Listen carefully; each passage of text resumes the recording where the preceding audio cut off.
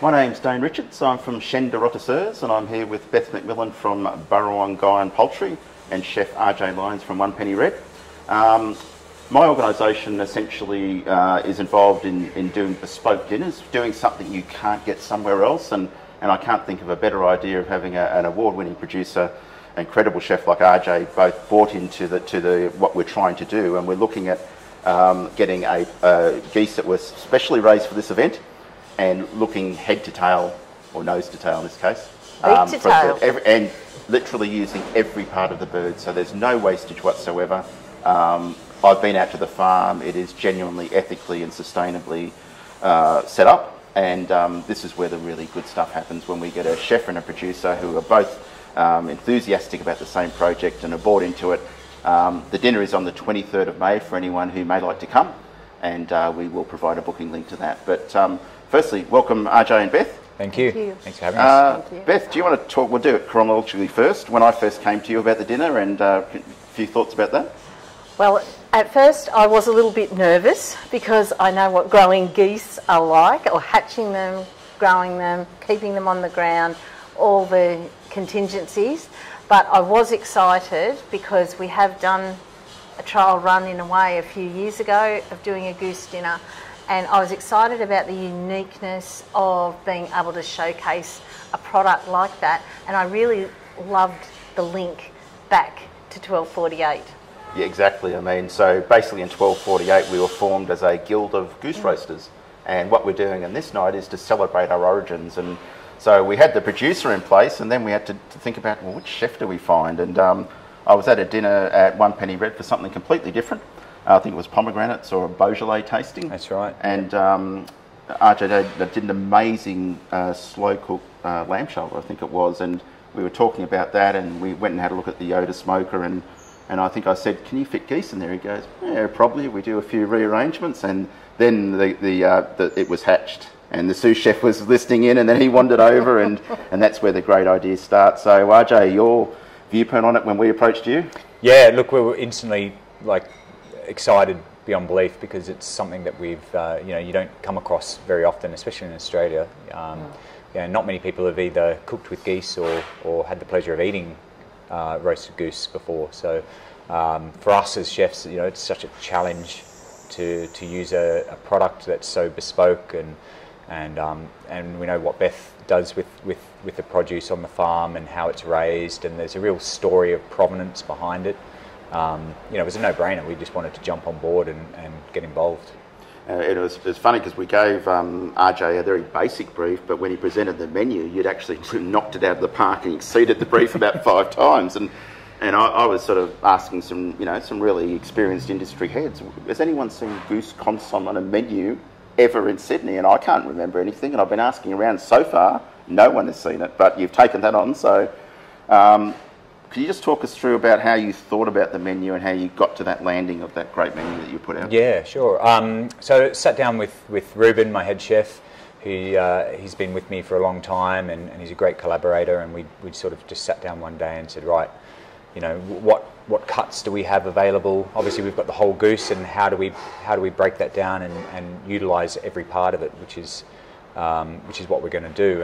And I think it just comes with when you have a person you can collaborate with, and ideas just start flowing. It actually came about quite easily, with the ideas.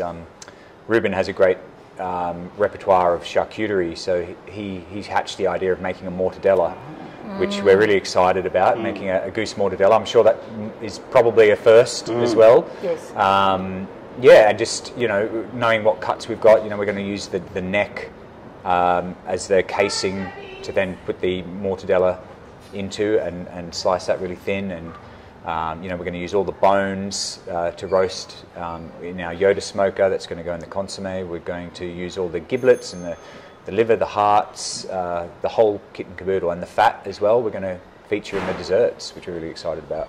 And the exciting thing here is it doesn't just stop with the food. We've got the amazing sommelier in here, David Murphy, who is basically going to match the wines to the meal. And Dave's got such a intuitive sense of how to match wine to food, and I find that incredibly exciting as well. Yeah, it's a good challenge for him. He's really excited by it. And we thought, well, it's all about provenance this whole night, so we're focusing on New South Wales wines, trying to use as much local wines as possible. And we've even made contact with the farm, with the wine producer that's really close to where Beth's farm is as well, which should tie in quite nicely for the night. And Beth, it's the second goose dinner we've done, isn't it? And I think we did the first one at Balcon from memory, but can you tell us about the process of raising the geese? Because people don't realise on the farm that because these are genuinely pasture raised, there's also things we've got to deal with, like predators and all sorts of things from national parks. And yes. Can you talk a bit about that? Well, we've got a couple of different breeds of geese now on the farm, and we will for the dinner have some Emden Toulouse crosses and also Sebastopol geese. But it was tricky because we always let the geese free range. Like that's our premise on farm. But with our ducks, we do keep them enclosed to try to help them with predation and those sort of things.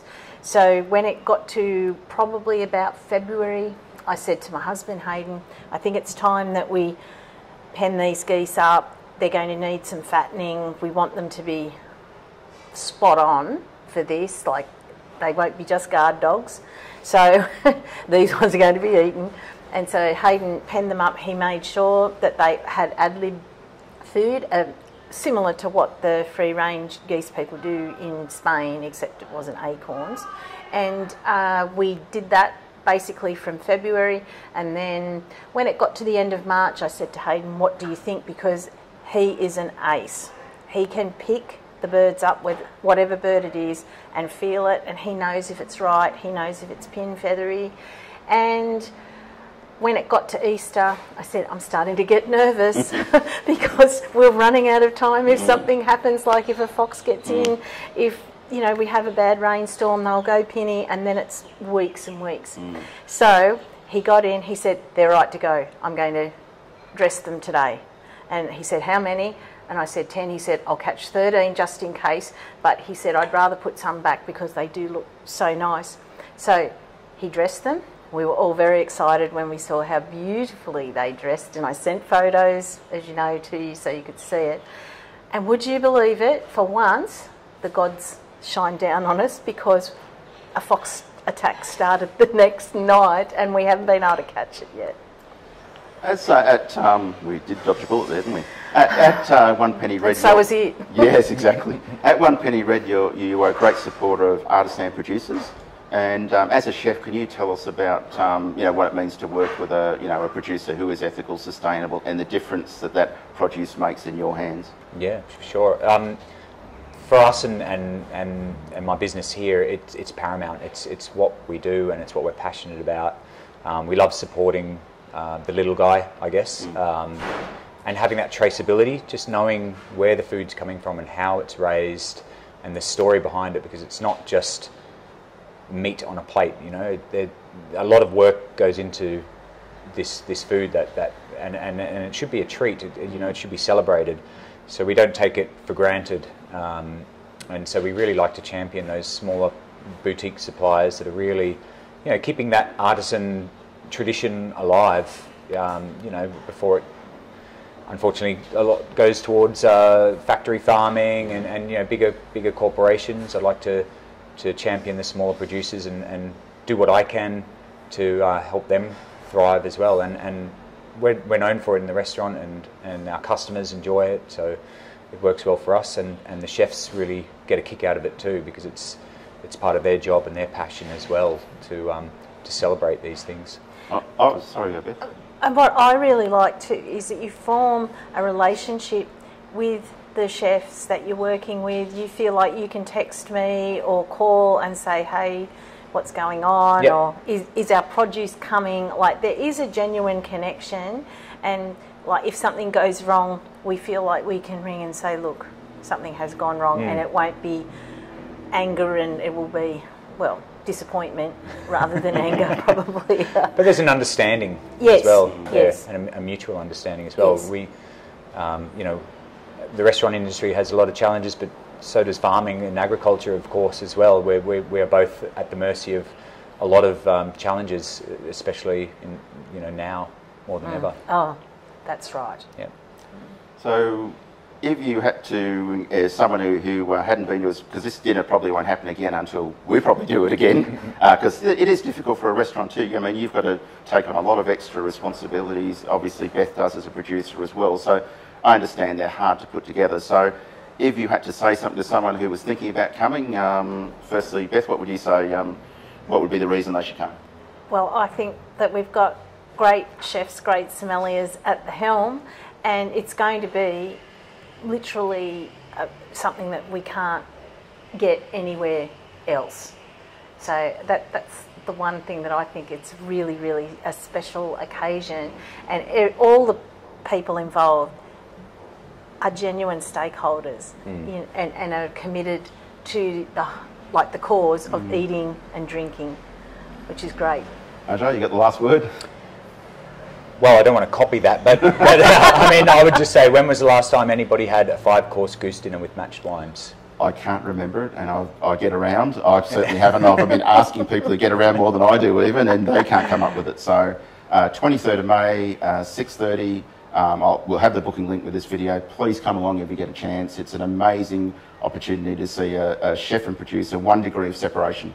Yep. So stuff isn't just turning up in boxes from like a wholesaler. It's literally, the discussion has been a fluid, ongoing discussion throughout when we first started, and we'll still keep going till the dinner. True. Yes. Thank you, Beth. Thank you, RJ. Thank you. And we look forward to seeing you at the dinner. Yes. Great. Thank you. Thank you.